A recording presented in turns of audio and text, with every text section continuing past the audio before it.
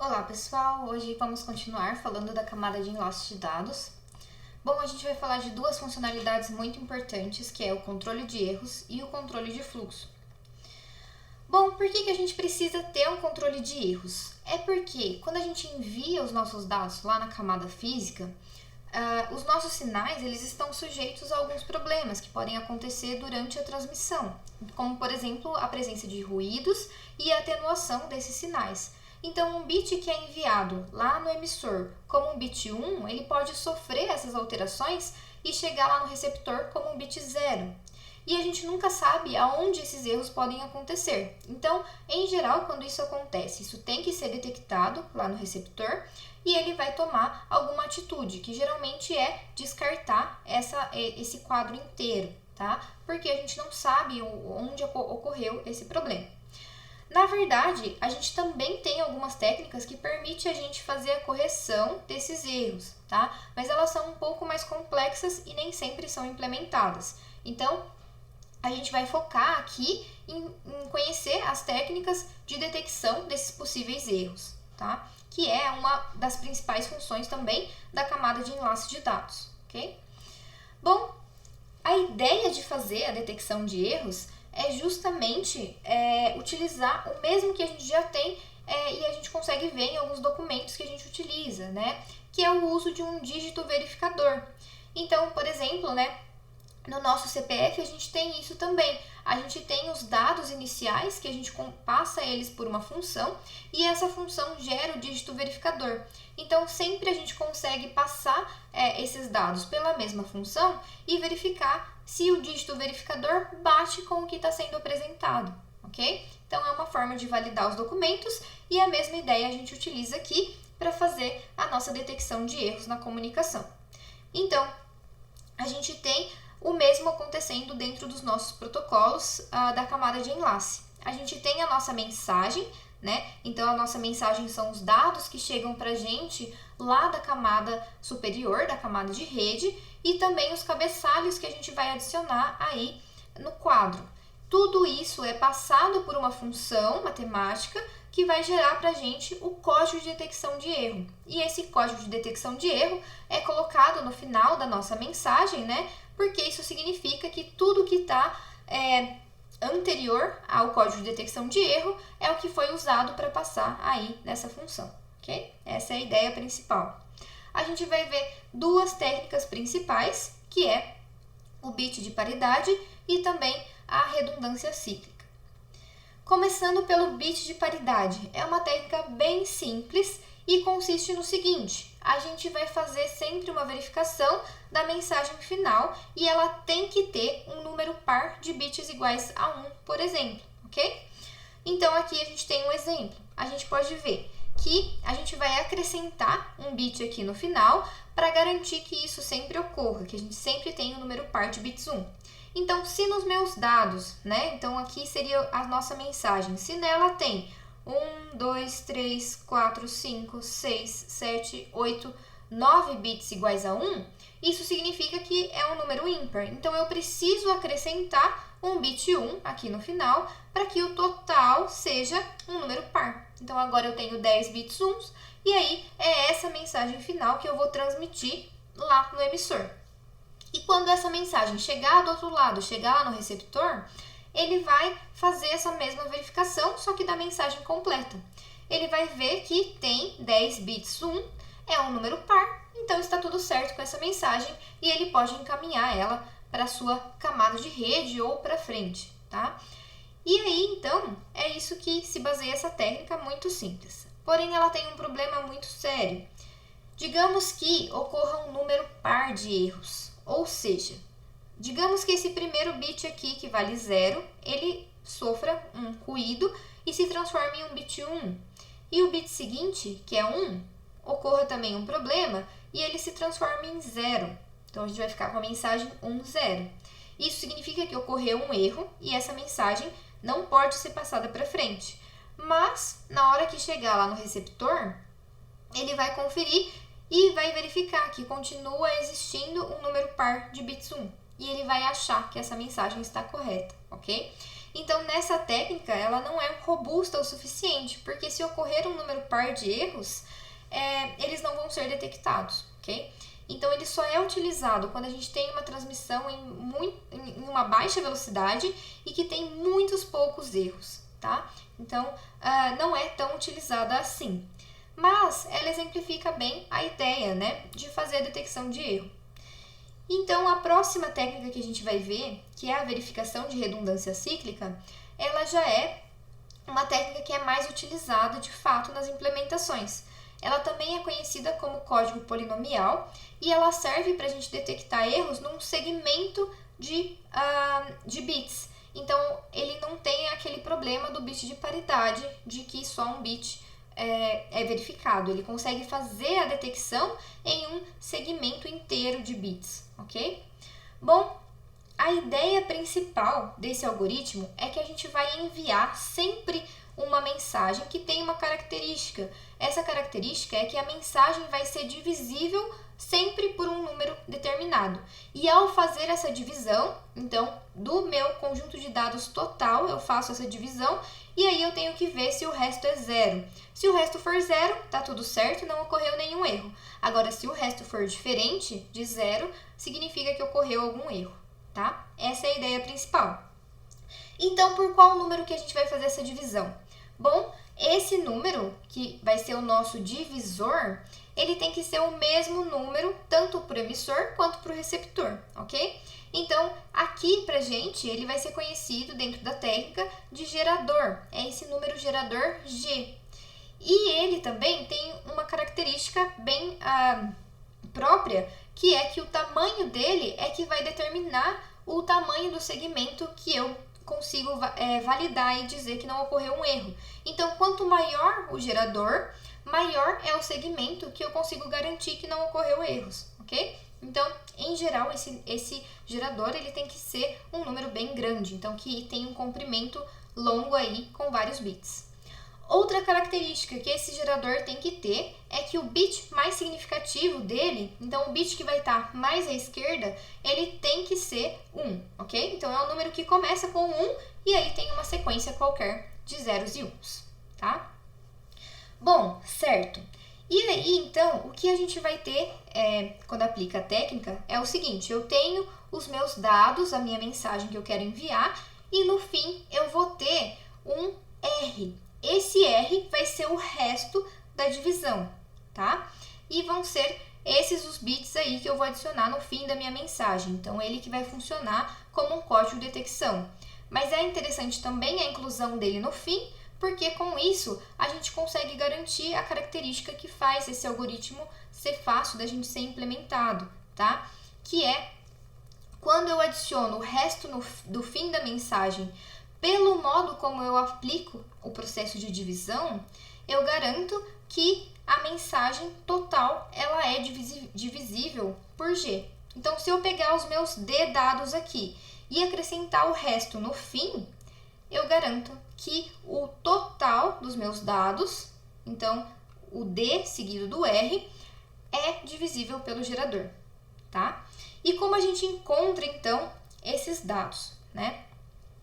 Uma curiosidade para vocês que eu deixei aqui, né, é que o gerador utilizado no padrão Ethernet, por exemplo, né, que é aquele padrão que a gente utiliza nas nossas redes locais cabeadas, é esse número grandão aqui. Ele começa com 1, né, como o gerador deve ser, e ele tem um total de 32 bits, tá? Então, só para vocês verem que quando a gente implementa, ele tem que ter um número grande mesmo de bits. Mas voltando à técnica, o que a gente vai utilizar para calcular o R, que é o resto, né, que a gente tem que inserir lá no final, é o processo de divisão longa, tá? E a gente vai estar sempre atuando na aritmética de módulo 2, que é o que possibilita a gente aplicar essa técnica e também, com isso, a gente consegue também facilitar, né, usando o processo de divisão longa, a gente consegue facilitar a implementação dessa técnica em hardware, tá? Então, vocês vão ver que o processo, ele parece muito trabalhoso quando a gente faz manualmente, mas na hora de implementar isso, ele é muito rápido, porque é tudo equivalente à operação XOR, que seria o OR exclusivo, tá? Então, lembram como funciona o XOR? No XOR, quando eu tenho um bit igual ao outro e aplico a operação XOR, ele vai resultar sempre em 0. Agora, se eu tenho dois bits diferentes, por exemplo, 1 e 0 ou 0 e 1, ele vai resultar em 1, tá? Então, é uma operação aí que a gente vai fazer muitas vezes na técnica. Para vocês entenderem melhor, aqui a gente tem um exemplo, tá? Então, digamos que a gente tenha os dados que são esse aqui em cima, 1, 0, 1, 1, 1, 0. Então, a gente vai pegar números bem pequenos apenas para exemplificar o uso, tá? Então, digamos que essa é a mensagem que vai ser transmitida. E eu tenho o gerador, né, que começa sempre com 1, então 1001, tá? Vou usar esse gerador. Bom, a primeira coisa que a gente vai fazer é olhar o tamanho do gerador. Então, lembrando que esse gerador, ele é conhecido tanto no emissor quanto no receptor. Os dois precisam ter o mesmo gerador. Então, ele tem que ser definido lá no protocolo, tá? Ok, então o meu gerador tem 4 bits. Isso significa que o resto, o tamanho do meu R, que eu vou acrescentar aqui no fim, ele vai ter sempre um número menos o tamanho do gerador. Então, se aqui eu tenho 4 bits, eu sei que o R no final tem que ter, tem que ter 3 bits, ok? Então, eu pego a minha mensagem, os meus dados, e acrescento 3 zeros aqui no fim. Então, esse vai ser o número no qual eu vou fazer, de fato, a minha divisão, tá? Beleza. E como que eu vou fazer essa divisão, então? Eu vou fazer, é como se eu estivesse fazendo uma subtração do gerador várias vezes nesse número. E com isso, eu vou chegar no resto. Então, vamos fazer, e lembrando que na aritmética de módulo 2, a subtração é equivalente a fazer a operação XOR. Então, a gente vai fazer aqui 1 e 1 vai dar 0, 0 e 0 vai dar 0, 0 e 1 vai dar 1, 1 e 1 vai dar 0. Então, o resultado é 1, 0. Na verdade, ele é 0, 0, 1, 0. Mas os zeros à esquerda aqui não vão importar para a gente nesse momento, então por isso que eles nem aparecem aqui, tá? Então, quando a gente terminar de fazer uma subtração, a gente vai abaixar aqui o próximo caractere, tá? Como se fosse uma divisão mesmo que a gente faz na mão. Então, a gente abaixa o próximo caractere e olhamos para o nosso número. Se o número mais significativo dele não for igual a 1, a gente não pode fazer a subtração, tá? Pelo gerador. O que a gente vai ter que fazer é abaixar o próximo caractere. Ou o mesmo que ele fez aqui. Ele fez uma subtração do número, né? Que era 0101, né? Então, sempre eu pego o número de bits igual ao número do gerador e vejo se o mais significativo é 1. Nesse caso, não é. Então, o que ele fez? Ele subtraiu por 0, tá?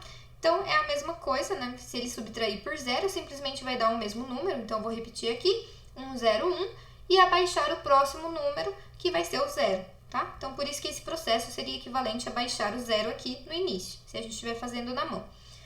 Mas, os passos corretos são esses. Agora, a gente vai fazer, então, para 1010. E esse eu posso fazer por quê? Porque o número mais significativo aqui, do tamanho do gerador, ele vale 1. Então, eu posso fazer a subtração pelo gerador. Aplico o XOR, 1 e 1, 0, 0 e 0, 0, 0 e 1, 1, 1 e 0, 1. Abaixo o próximo número, vai ser 0. Confiro o primeiro. O tamanho do gerador tem número significativo igual a 1? Não, porque aqui vai ser 0. Então, abaixo o próximo número, vou ficar com 1, 1, 0, 0. Agora sim, é 1. Posso fazer a subtração pelo gerador. 1 e 1, 0. 0 e 1, 1. 0 e 0, 0. 1 e 0, 1. Abaixo o próximo, vai ser 0. O mais significativo é 1. Posso fazer a subtração pelo gerador. Vai ficar 1 e 1, 0. 0 e 0, 0. 0 e 1, 1. 1 e 0, 1. Tenho mais algum para baixar aqui? Não tenho. Então, eu paro e olho qual o valor que resultou. Sempre pegando os últimos 3 bits. Por que eu sei que são 3 bits? Porque aqui eu acrescentei 3 zeros, ok? E por que eu coloquei 3 zeros? Porque é um número menor do que o gerador, certo? Então, isso dá pra gente o tamanho do R. Então, agora que eu tenho R, o que eu estou fazendo aqui? Eu estou fazendo a operação do lado do transmissor. O transmissor precisa calcular o R, porque ele vai colocar o R junto com a mensagem para transmitir tudo isso lá para a camada física, tá? Então, o que de fato ele vai transmitir lá para a camada física é o conjunto 1, 0, 1, 1, 1, 0, seguido de 0, 1, 1, ok? Então, isso aqui vai aqui no lugar desses 3 últimos bits. E aí, quando essa mensagem chegar lá no receptor, o receptor ele vai pegar essa mensagem total, então junto com o R, e vai fazer essa mesma operação que a gente fez aqui. E quando ele fizer isso, que se não tiver acontecido nenhum erro durante a transmissão, o que ele tem que resultar aqui no final é tudo 0, tá? Isso significa que o resto da divisão é 0 e, consequentemente, não ocorreu nenhum erro, tá?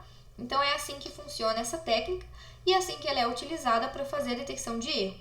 Se der um resultado diferente de 0 lá no receptor, ele vai descartar aquele quadro inteiro, ok? Então, essa é a ideia e o uso da verificação de redundância cíclica. Bom, pessoal, isso era tudo que a gente ia ver sobre controle de erros. Agora, a gente vai falar de outra funcionalidade que pode ou não ser implementada na camada de enlace, tá? De enlace de dados, que é o controle de fluxo. Por que eu tenho que fazer controle de fluxo? Porque quando eu tenho 2 nós se comunicando, então lembrando, a camada de enlace vai se preocupar com a comunicação física de fato que está acontecendo entre 2 dispositivos, tá? O que eu posso ter? Posso ter um dispositivo que está enviando mensagens muito mais rápido do que o receptor consegue aceitar, ou seja, que ele consegue processar ou que ele consegue armazenar em um buffer, tá? Dentro do dispositivo. Se isso acontecer, provavelmente o buffer dele, né, vai rapidamente encher e os próximos dados que chegarem lá pela camada física, eles vão ser simplesmente descartados, porque não vai ter onde armazenar essas informações para serem processadas depois. Então, a gente tem que implementar algum mecanismo que garanta que isso não aconteça, que o buffer do meu receptor não fique cheio ou estoure, tá? Então, em geral, o que a gente tem é algum mecanismo de feedback, algum mecanismo de realimentação, que vai avisar o transmissor da taxa em que ele realmente pode transmitir os dados, ok? Então, é para isso que a gente faz o uso do controle de fluxo, é essa a ideia. Isso pode ser implementado também na camada de transporte, tá? Então, na verdade, não é obrigatório a gente ter isso implementado aqui na camada de enlace, mas se a gente já tem isso implementado na camada de enlace de dados, a atuação é muito mais rápida, porque o problema vai ser resolvido localmente na comunicação física entre 2 dispositivos. Se a gente deixar isso só lá para a camada de transporte, o que acontece é que ele vai passar por vários roteadores no meio do caminho, e aí isso vai levar muito mais tempo para o problema ser identificado, ok? Então, em geral, a gente tem uma otimização quando a gente implementa o controle de fluxo também aqui na camada de enlace de dados. Certo, e como isso funciona? Bom, aqui na camada de enlace de dados, geralmente a gente tem a implementação de protocolos ARQ, tá? Esses protocolos, eles, na verdade, funcionam para garantir também a transmissão confiável, ok? Por quê? Porque ele utiliza reconhecimentos e temporizadores. Isso significa que sempre que o emissor envia uma mensagem, ele inicializa um timer. Então, esse timer vai ficar contando um tempo. E o que é esse tempo? É o tempo que ele acredita que vai levar para a mensagem chegar no receptor, para o receptor processar essa mensagem, então para ele pelo menos reconhecer que a mensagem foi recebida corretamente, e ele vai mandar uma resposta, que seria o reconhecimento, dizendo que ele recebeu a mensagem corretamente, tá? Caso ele não receba esse reconhecimento, aquele timer dele vai estar contando o tempo. E aí o que acontece? Quando esse timer esgotar, então atingir um tempo máximo, ele vai reenviar a mensagem novamente. E aí, dessa forma, ele vai inicializar um novo timer e repetir todo esse processo. Então, com isso, em algum momento, eu garanto que a mensagem vai chegar lá no receptor, mesmo que demore muito tempo, ok? Então, esse mecanismo garante o que a gente chama de transmissão confiável, porque a gente garante que ela vai chegar, mesmo que não seja em um tempo específico, tá? Mesmo que requeira vários ciclos de tudo isso acontecendo. Mas esses protocolos, além de fazer a transmissão confiável, eles também implementam o controle de fluxo, porque eles fazem justamente esse processo de ter um mecanismo de realimentação, né, que vai permitir que o transmissor envie numa taxa que o receptor consegue trabalhar, ok? Então, por isso que é feito dessa forma. E aí, o primeiro protocolo que a gente vai estudar é o protocolo Stop and Wait, tá? Que é o protocolo ARC. Ele é o protocolo mais simples, onde a gente simplesmente vai inserir uma numeração representada por um único bit, então que só vai variar entre 0 e 1, e cada um dos meus quadros, eles vão ser enviados uma única vez. E aí vai aguardar o reconhecimento e vai enviar o próximo e assim por diante, ok? Então essa é a ideia desse primeiro protocolo. A gente tem aqui um exemplo de tudo isso acontecendo para vocês entenderem melhor. Então a gente tem o emissor e o receptor, tá? Bom, digamos que o emissor tem aqui um quadro para enviar. Ele vai ter uma variável que ele vai utilizar para armazenar o contador que ele vai colocar lá, né, em cada um dos quadros. Então, ele inicializa como 0 e aí vai mandar o quadro 0, né? Então, essa informação 0 é um bit que vai no cabeçalho do quadro, ok? Então, manda o quadro 0 e aí o receptor, ele também vai ter uma variável que ele vai utilizar para gerenciar, né, qual é o quadro que ele está aguardando. Ele inicializa como 0. A hora que o quadro 0 chega aqui no receptor, ele vai incrementar a sua variável. Significa que o próximo quadro que ele está aguardando é o 1. Então, ele recebeu o 0, está tudo certo. Aí, o próximo que ele vai aguardar é o 1. Então, ele manda um reconhecimento igual a 1, tá? Então, o reconhecimento é sempre em relação ao próximo quadro que ele está aguardando para receber. E quando esse AQ1 chega aqui no emissor, ele sabe o quê? Que o quadro 0 chegou tudo certo lá no receptor. Por quê? Porque ele recebeu o reconhecimento. E como os números só variam de 0 e 1, ele sabe que o 0 chegou lá certinho. E aí ele incrementa sua variável para 1 e manda o próximo quadro. O que pode acontecer? Os quadros podem ser perdidos no meio do caminho. Ou ele pode chegar aqui no receptor com um erro. E aí, o que o receptor vai fazer? Primeiro de tudo, ele vai aplicar lá, por exemplo, uma técnica para detecção de erro, né? Como o CRC. E aí, ele vai verificar. Ocorreu um erro? Descarta aquele pacote. Então, é como se aquele pacote tivesse sido perdido no meio da transmissão. Então, ele não vai incrementar nenhuma variável e não vai enviar nenhum reconhecimento, ok?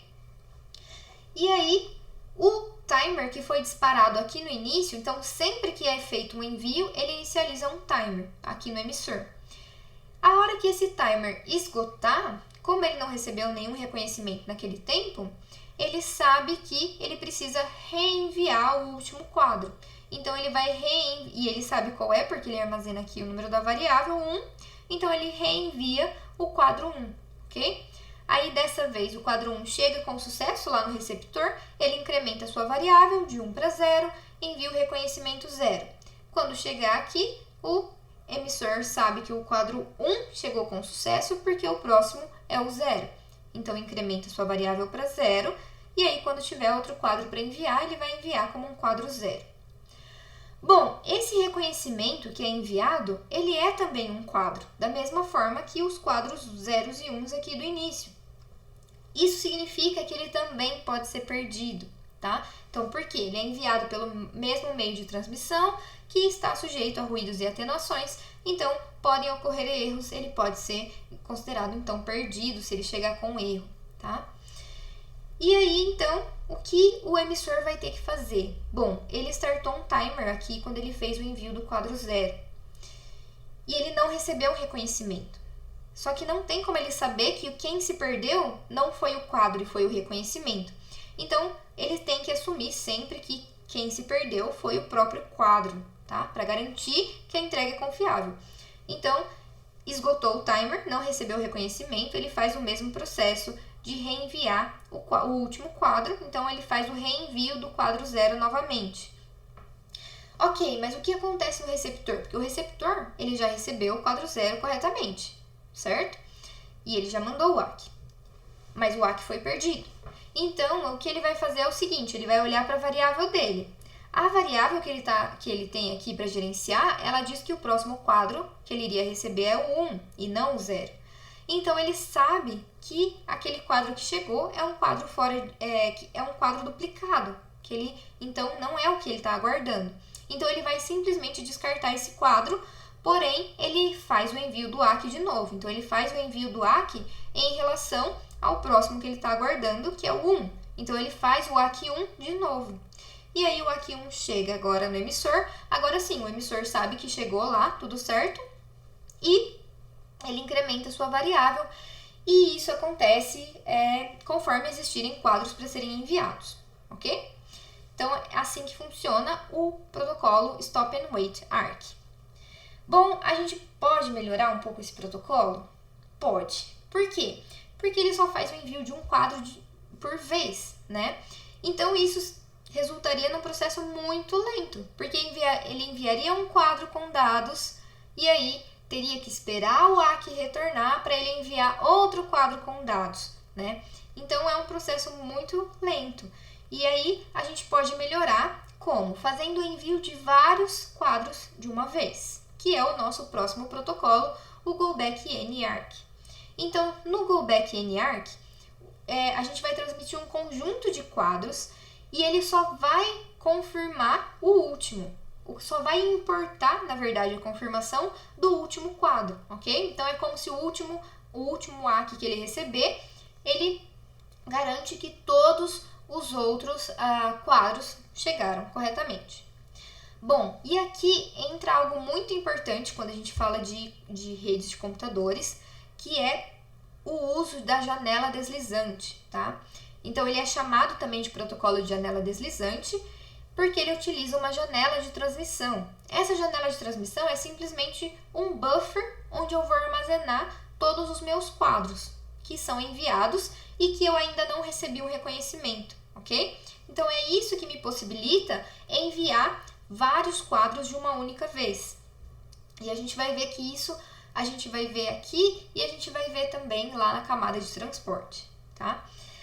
Bom, então, como funciona no GoBackN especificamente, né? A janela deslizante, ela vai ter um tamanho aqui, né? Nesse caso, é uma janela de transmissão, onde ele vai ir armazenando aqui todos os quadros que ele for enviando, né? Até que ele receba a confirmação daqueles quadros. E aqui no lado do receptor, ele vai ter uma variável que ele vai utilizar para gerenciar qual quadro que é o próximo, né? Que ele está aguardando. Bom, pessoal, agora não dá mais para usar o identificador, né? O número dos quadros aqui como um único bit, porque eu vou ter vários que eu vou armazenar aqui dentro da minha janela. Então, eu preciso usar um número maior, né? E aí, esse tamanho do identificador vai depender do tamanho aí da minha janela, tá? Então, por exemplo, aqui eu tenho um identificador que vai de 0 até 7, né? Então, eu preciso usar um número de bits que comporte aí, que represente todos esses números, ok? Certo, então vamos ver como ele funciona. Digamos que ele inicia aqui, né? Para enviar o quadro 0, novamente. Então, ele vai armazenar o quadro 0 aqui no buffer e vai fazer o envio do quadro 0. O quadro 0 é o que o receptor estava aguardando, né? Ele tem a variável inicializada aqui. E aí, então, ele incrementa a sua variável, que vai para 1, e envia o ACK 1.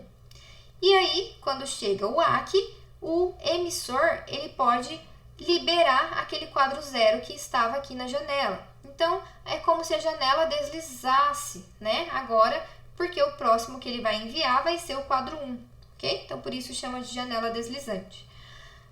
Mas, na verdade, o que está acontecendo aqui é que simplesmente eu libero o buffer, né? Então, tiro o quadro 0 lá do meu buffer. E o próximo que eu vou enviar, e aí isso é armazenado em uma variável, né? Em um contador aqui também, eu vou enviar agora, o próximo vai ser o 1.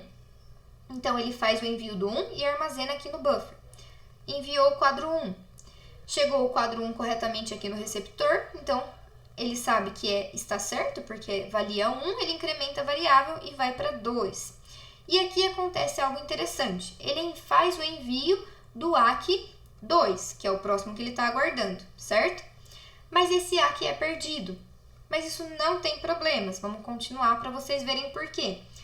Porque, digamos que tem mais quadros e esses quadros vão chegando lá das camadas superiores. Lembrando que é sempre a camada de aplicação, né, que vai gerando os dados que são enviados. Então, podem chegar quadros de uma forma contínua para serem enviados, tá? Então, chegou outro quadro aqui, ele tem, né, guarda o início da janela, né, e ele guarda também aqui o próximo, né? Então, o próximo aqui era 2, então ele vai enviar agora o quadro 2, armazena na memória e faz o envio do quadro 2. Envia aqui. Vejam uma coisa interessante. O próximo que o receptor estava aguardando era, de fato, o quadro 2, certo? Então, ele incrementa a variável para 3 e envia o reconhecimento 3. E aí, isso acontece enquanto vai chegando aqui o AQ3, o emissor já enviou outro quadro, que é o próprio quadro 3 aqui. Então, ele envia o quadro 3. E aí, o 1, o 2 continuam aqui na memória. Por quê? Porque ele ainda não recebeu a confirmação do quadro 1, por exemplo, né? Então, ele não pode tirar eles da memória. Ele fica armazenado aqui. Ok, faz o envio do quadro 3. O contador aqui do receptor era 3, então tá tudo certo. Ele incrementa, vai para 4 e ele faz o envio do AQ4. Certo? Nisso, o que acontece? Chega o reconhecimento 3, mas o 2 foi perdido, certo? Mas não tem problema, porque o AQ3 significa que foi incrementado a variável de 1 aqui para 2. Então, significa que o receptor recebeu o quadro 1 com sucesso e ele recebeu também o 2. Por isso que o próximo AQ que ele esperou aqui foi o 3. Então, ele com isso sabe que o que foi perdido foi só o AQ, tá? E que o quadro chegou com sucesso. Então, quando chegar esse reconhecimento 3 aqui, significa que o 1 e o 2 chegaram com sucesso no receptor. Então, ele pode liberar, né, o buffer, retirar esses quadros do buffer, e aí fica apenas o 3. E aí, ele recebe o AQ4, e aí, quando recebe, ele libera também o 3 aqui do buffer e anda com os seus contadores, ok? Então, vejam só, a vantagem desse protocolo é que eu consigo enviar vários quadros sem ter que ficar esperando, né, todos os reconhecimentos, ok? Então, não preciso enviar só um de cada vez. Posso enviar um número maior, que vai depender aí de quanto é o meu buffer de transmissão, né? Porque eu tenho que sempre estar limitado aqui a esse buffer, tá? Por isso que ele é também um protocolo de controle de fluxo, porque ele não pode enviar numa taxa, não pode enviar 1000 quadros um seguido do outro. Ele tem que sempre ter um tamanho que comporte dentro do buffer. E aí, com isso, ele limita também a taxa de transmissão, ok? Tudo isso ele tem que ser definido lá pelo protocolo. Então, tem que ser determinado aí tanto pelo emissor quanto pelo receptor, ok? Bom, pessoal, dá para melhorar? Ainda dá para melhorar. Por quê? Porque tem um problema sério aqui no Go Back N também. Se ao invés do AQ2 ser perdido aqui, o que fosse perdido fosse esse quadro 1, significa que o quadro 2 e o quadro 3, mesmo que eles chegassem aqui do lado do receptor com sucesso, ele não ia considerar, né, que eles chegaram. Por quê? Porque a variável nunca ia ter sido incrementada para 2. Ela ia ficar aqui igual a 1. Então, quando chegasse, né, o quadro 2, ele ia mandar, né, o AQ1. E quando chegasse o 3, ele ia mandar o AQ1. E a variável ia ficar presa aqui em 1. E aí, todos esses quadros que chegaram corretamente no receptor, teriam que também, quando acabasse aqui o timer, teriam que ser retransmitidos também, ok? Esse é um problema que a gente consegue resolver também com o nosso novo protocolo, que é o Selective Repeat. O Selective Repeat ARC, ele tem duas janelas, uma de transmissão e outra de recepção. Então, eu consigo armazenar aqueles quadros que chegaram fora de ordem, por exemplo, dentro do buffer de recepção. E aí, com isso, eu garanto que eu só preciso da retransmissão daquele quadro que foi perdido anteriormente. E os próximos eu vou armazenando lá no buffer, tá bom? Então, esse seria o funcionamento do Selective Repeat. Então, a gente tem exatamente aquela situação que eu descrevi. Então, o quadro 1 é perdido aqui, né, na comunicação. E aí, o que acontece? O quadro 2, quando o quadro 2 chega aqui no receptor, ele não tem o quadro 1, certo? Mas ele armazena o quadro 2 dentro do buffer de recepção. Então, ele tem aqui uma janela deslizante também, só que de recepção. Então, ele armazena o quadro 2 e ele manda um not acknowledgement, né? Que tem o valor 1, que ele está dizendo assim, o próximo que eu estou aguardando ainda é o 1. Então, com isso, quando esse not ack chega aqui no emissor, o emissor sabe que o 1 não chegou corretamente lá no receptor. Então, ele faz um reenvio do quadro 1, mesmo que o timer dele não tenha esgotado ainda. Então, mesmo que ele não tenha um timeout lá do timer, ele já faz a retransmissão, né? Por quê? Porque ele recebeu esse not ack. E aí, ele faz a retransmissão do 1. E aí, enquanto isso, o que aconteceu? O 3 também foi enviado e chegou corretamente e foi armazenado aqui no buffer do receptor, tá? Então, o 2 e o 3 ficam lá no buffer, mas a variável que gerencia a ordem, né, que ele está aguardando receber, continua valendo 1. E aí, agora sim, quando o quadro 1 chegar corretamente aqui no receptor, ele vai incrementar a variável dele de 1 para 2. Só que 2 já está lá no buffer de recepção, então ele confere isso. E aí, como o 2 já está, ele incrementa a variável de 2 para 3. Mas 3 também já está lá no buffer. Então, ele incrementa de 3 para 4. Então, apenas quando chegar aqui no 4, é que ele vai enviar o ACK 4. E aí, quando ele enviar o ACK 4, o emissor sabe que o 1, o 2 e o 3 chegaram corretamente lá no receptor. Então, ele pode liberar o seu buffer, né? E também a gente tem aqui a liberação do buffer de recepção, né? Porque agora ele tem todos os quadros na ordem correta, né? Porque só faltava o 1. Então, agora que ele tem o 1, o 2 e o 3, ele pode também deslizar aí a sua janela, né? Que é equivalente a liberar do buffer esses quadros, ok? Então, essas são as técnicas que a gente vê também para controle de fluxo, que geralmente são usadas aqui na camada de enlace, tá? Bom, pessoal, existe uma outra coisa que a gente pode fazer ainda para melhorar esse cenário e que pode ser aplicada em qualquer um desses protocolos ARCs, tá? Que é o uso do piggybacking, também conhecido como superposição. Qual é a ideia por trás? A ideia é o seguinte, é muito difícil a gente ter uma comunicação que acontece apenas em um sentido, né? Se a gente pensar, por exemplo, na internet, por que a gente faz o envio de dados? Geralmente é uma requisição que a gente envia, por exemplo, para um servidor, ou uma mensagem que a gente envia para alguém e fica aguardando ter uma resposta, certo? Então, é muito comum a gente ter dados que são enviados nos dois sentidos. Então, a gente pode enviar ele, por exemplo, para o servidor, mas em algum momento o servidor vai enviar uma resposta para a gente. E isso provavelmente vai passar pelos mesmos dispositivos até chegar no dispositivo que está conectado fisicamente com o seu computador, por exemplo. Então, a gente pode usar esses dados que são enviados nos dois sentidos para incluir o ACK dentro do cabeçalho desses quadros, ok? Isso faz com que a gente pegue aí uma carona, né, do ACK nos próprios quadros de dados. E aí, com isso, a gente reduz o uso de quadros presentes nos nossos meios de transmissão, tá? Então, a gente tem uma melhor utilização da largura de banda quando a gente implementa o piggyback. Por quê? Porque a gente vai ter menos quadros trafegando, né? Então, a gente reduz o tráfego aí da nossa rede, de uma forma geral, ok?